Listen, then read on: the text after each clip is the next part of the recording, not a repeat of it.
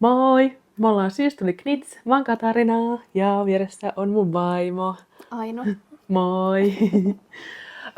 Te suosittelitte viime jakson jälkeen meille villasukkia ja me ajateltiin, että me käytäis niitä läpi. Että me jaettais meidän ja teidän iloksi niitä, mitä ollaan saatu vinkkejä kivoista ohjeista. Että olisiko se kivaa? Ja ruvetaan saman tien hommaan. Sulla on kyllä sun oma villasukka siinä. Mikäs?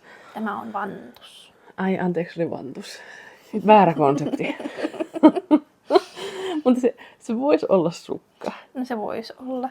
Mä tein sukkia varpaista aloittain ja sitten mä sovitin sitä, niin kuin mä näytin Katarinalle tällä just. Sitten se sopi niin hyvin mun käteen, että mä ajattelin kokeilla niin kuin lapasten tekemistä myös täältä päästä. Mutta te jaoitte meille ohjevinkkejä varpaista varten ohjeisiin, villasukkaohjeisiin. Ja mä ajattelin, että me jaetaan nyt näitä teidän ja meidän iloksi tähän kootusti. Niitä on 8 kappaletta. Ensimmäinen on Minna Sorvalan Lakeus villasukka. Tää on ilmaisohje Ravelryssä. Mä linkkaan tuohon alle. Ja tää on suomeksi. Tässä on Fingerin vahvusta lankaa. Tää on tehty Louhittaren luolan Väinämöisestä. Tässä on tämmöstä kivaa siksaks. Tai en tiedä, onko se niinku siksaks, mutta vähän siksaks. Tämmöstä pintakuviota. Ja tässä on koot S ja L. Että kiinnostaisi kyllä. Ja juurikin kun tämänhän voi tehdä ilman pintakuviotakin, jos haluaa tehdä ihan tavallisenkin. Eikös niin? Että semmoista. Niin musta näyttää ihan kivalta ja kokeilemisen arvoiselta ohjelta. Seuraava on useampikin suositteli villapesuohjelman Pirjo Lakkapään ja Katri Raunaman ohjeita ja erityisesti tätä Polkujonnekin villasukka-ohjetta, jossa on tämmöistä, mä tiedän, onko sitä niinku kirjattu vai miltä tää sun mielestä vaikuttaa? Eikö näitä kirjoitulta tuohon jälkikäteen vai onko toi tehty neuloissa tollaista pintakuviota? En mä osaa sanoa tuosta kuvasta. Joo. Mutta se näyttää tosi ihanalta jotenkin tää mallissa. Että näki on ilmaisohjeet ja lankana on DK-vahvuuden Aara Yarn Aatos. Ja tämä ohje on suomeksi. Ja luupaten tehdään. Tässä on polkumainen kuvio, sukan reunaan tehdään ruusimine. Mikä tarkoittaa ruusimine tekniikalla? Kuvio kulkee pitkin terää ja vartta ja pohjaneutaan sileänä neuleena. Joo, kyllä. Tämäkin myös kiinnostaisi minua kovasti. Ja seuraava ohje on Jonna Jolkinin Solina. Tää on Fingerin vahvuisesta langasta tehty. Aara Yarnin mielilanka on tässä suositeltu lanka. Ja tää on suomeksi tää ohje. Tää on ilmainen ohje. Ja tässä on koot S, M ja L. Ja tässä ohjeen mukaisessa sukassa on raitaa ja pientä pintakuviota ja pientä raitaa lisäksi taas. Ja tää oli musta tosi kivan näköinen. Ja tällä mä aloitin tämän ohjeen mukaan luomaan jo sukkaa varpaista. Mutta sitten mä neuloin vahingossa väärinpäin sitä ja tällaista, kun en ole kauhean paljon luupannut, niin sitten joten se oli aika pientä tehdä Fingerin vahvuisella langalla sitä sukkaa, että se on mulla vielä, purin sen yhden aloituksen ja aion aloittaa uudestaan. Jotakin näistä 3 ajattelin käyttää tähän niin kuin ohjeena. Ja sitten seuraavaksi on maksullisia ohjeita.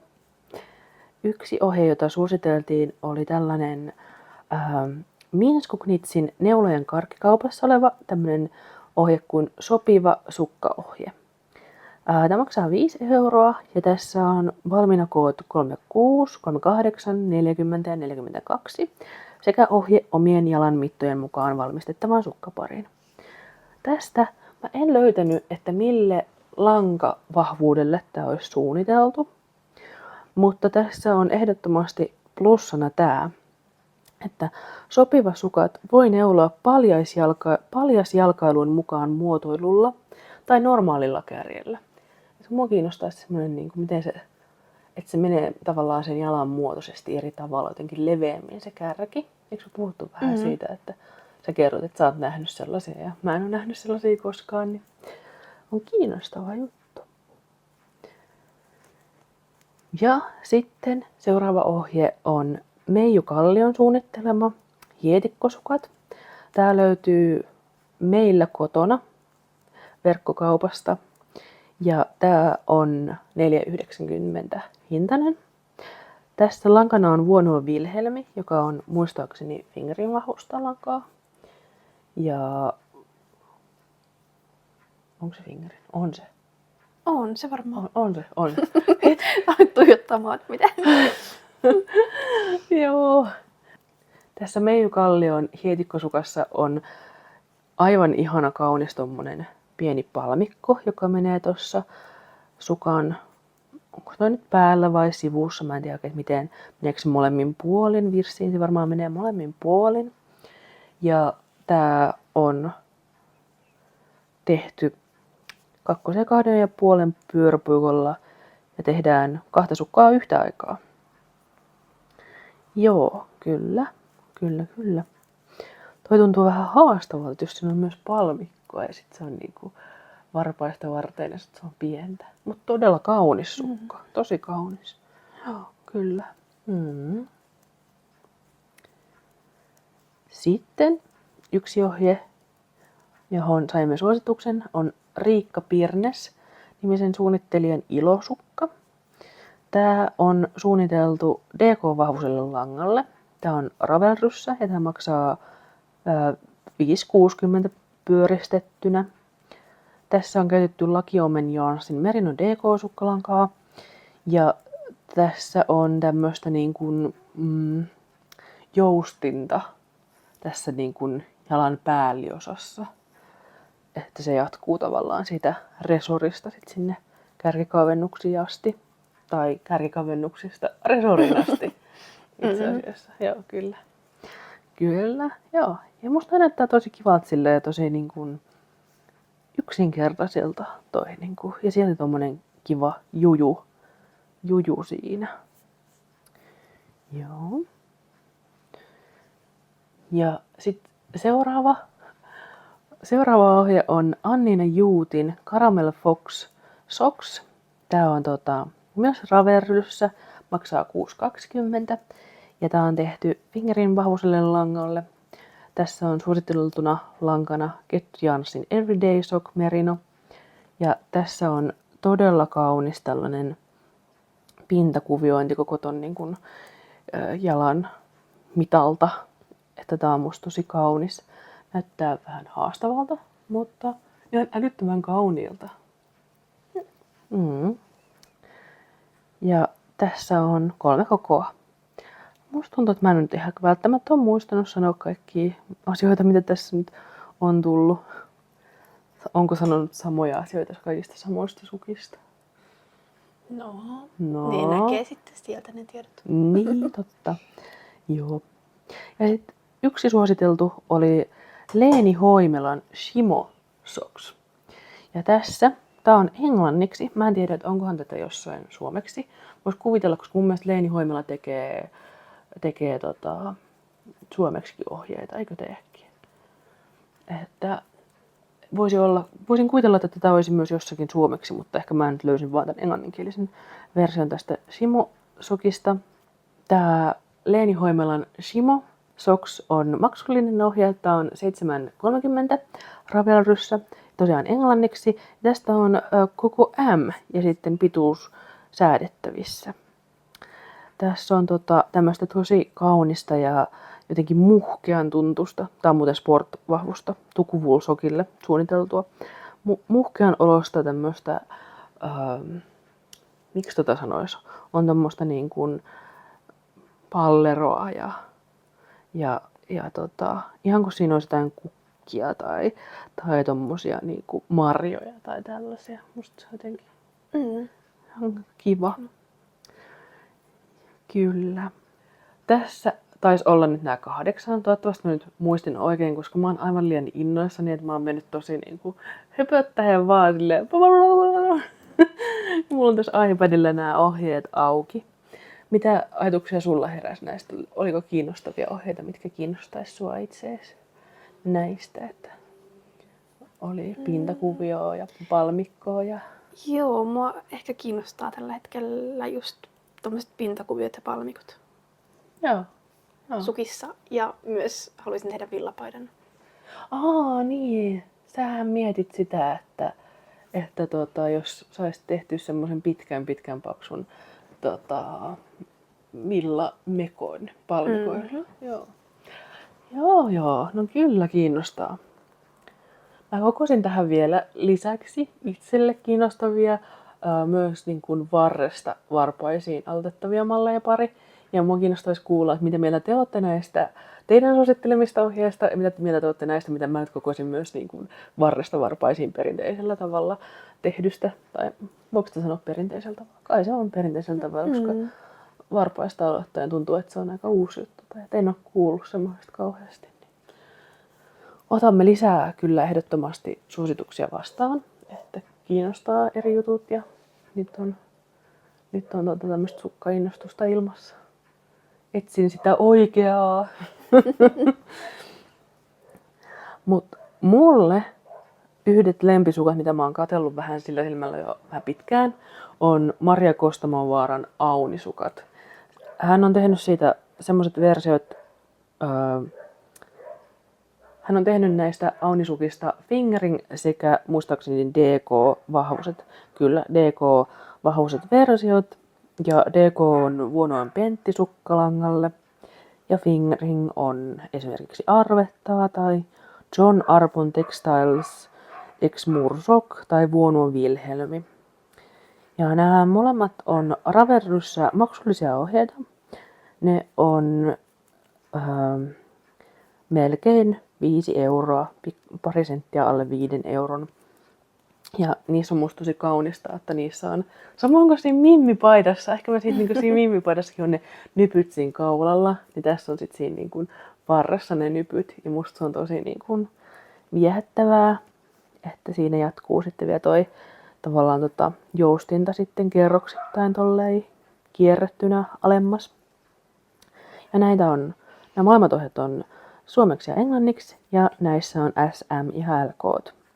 Ja tää olisi varmaan sellainen, että mitä mä haluaisin tehdä, koska musta näyttäisi niin kivalta, että kengistä näkyisi ne pallot. Niin. Eikö se sopisi mulle? Sopis. Ja toinen, tosi samanlainen ohje on Jonna Kapelan pientaresukat, jota mä suosittelin Ainollekin. Niissä on vähän saman tapaa tolleen joustinta parissa kerroksessa, jos mä katson oikein. Ja sitten siinä menee myös vähän niin kuin en tiedä oikein, onko toi nyt vähän erilaista niin kuin joustinneuletta, menee tonne varpaisiin saakka. Ja sitten siinä on kirjoittuna kukkia. Mä suosittelin tätä sulle, musta oli niin ihana. Ja tää on Ravelryssä maksullinen ohje, 4,46, eli siis 4,5 euroa. Fingerin vahvuiselle langalle. Tässä on käytetty Rainbow Woolin merinosukkalankaa. Ja koot 1-3, suomeksi ja englanniksi, sanoinko mä tän jo.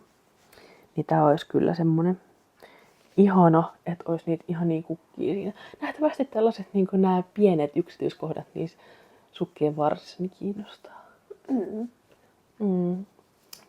Kyllä. Ja sitten mulla on myös pari ilmaisohjetta. Ensimmäisenä on tällainen Heidi Alanderin Quiet Folly sukka, jossa on tällaista hauskaa yksityiskohtaa tässä niin kuin varren kierrätyssä joustimesta. Tai tuossa resorissa se jatkuu alemmas tolleen graafisesti. Ja musta se on tosi jotenkin viehättävän näköinen, yksinkertainen ja silti siinä on joku tollainen juju. Musta se on jotenkin ihana. Ja tää on fingerin vahvuiselle langalle. Tässä on käytetty tämmöstä The Uncommon Thread Twist sokkia. En ole koskaan kuullutkaan.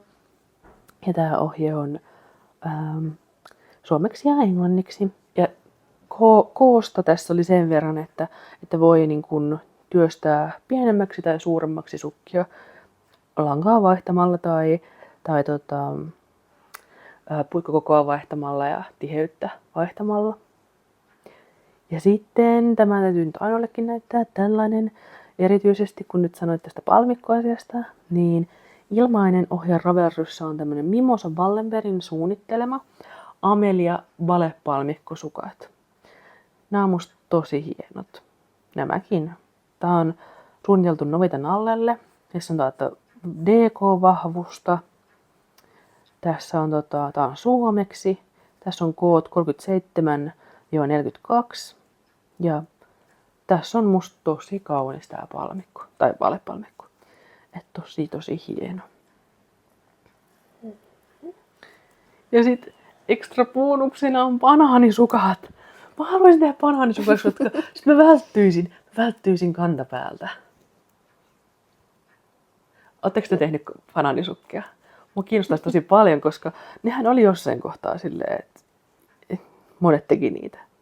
Tai, no tässä, mä katson tätä ohjetta, tää on meillä kotona.fi. Ilmainen ohje. Banaanisukat villitsevät juuri nyt somessa. Ja sitten tää on julkaistu maaliskuussa 2023. Sukat ovat myös oiva lahja aikuiselle, jonka jalankokoa ei tiedä. Kyllä. Tää on tehty Novita Nallesta. Onko se nyt sitten niinku DK? Mä ajattelin, että se olisi niinku sporttia. No. Mä ajattelin, että se on sporttia, mutta Niin. en mä tiedä. Joo. No mutta Novita Nalle langasta tehtyä ja voisitte soveltaa sitä. Ei ole tosiaan semmoista kokoa, mutta musta nämä olisi silleen tosi kiinnostavat. Et kertokaa, jos olette tehnyt, koska nämä kyllä kiinnostaa mua tosi paljon. Kiitos, kun laitoitte noita ohjevinkkejä, että ne oli kyllä tosi kiinnostavia. Mä olin ihan että jes, mahtavaa. Niin pääsen aloittamaan sukkaa taas uudelleen ja pääsen kokeilemaan sitä varpaista varten, niin se on niin silleen. Ja mä tarviin sen ohjeen. Tiedätkö sä jo, mistä mallista sä aloitat? No mua kiinnostaisi, mä aloitin vähän sitä solinaa ja sitten mä ehkä mietin sitä lakeutta myös. Mm-hmm. Että katson vähän, että kumpi ohje näyttää tavallaan helpommalta, koska niissä molemmissa oli sitä niin kuin erikoista juttua, että siinä oli niin kuin raitaa siinä toisessa ja pintakuvioa ja toisessa oli sitä pintakuvioa ja mä haluaisin ehkä tehdä ihan vaan aika tavalliset sukat. Ihan tosi basic sukat ennen niin kuin ensimmäisenä. Joo, kyllä. Tää oli tällainen pikajakso. Mä puhisin menevän tämän jakson. Ja mä oon edistynyt tässä. Ainoa on edistynyt vanttuussa. Ei sukassa, vanttuussa. Joo. Kyllä. Me kuvataan vielä toinen villasukkajakso tämän perään, eli seuraavassa jaksossa lisää villasukkia ja Aino pääsee enemmän ääneen siinä. Kuullaan taas! Moikka!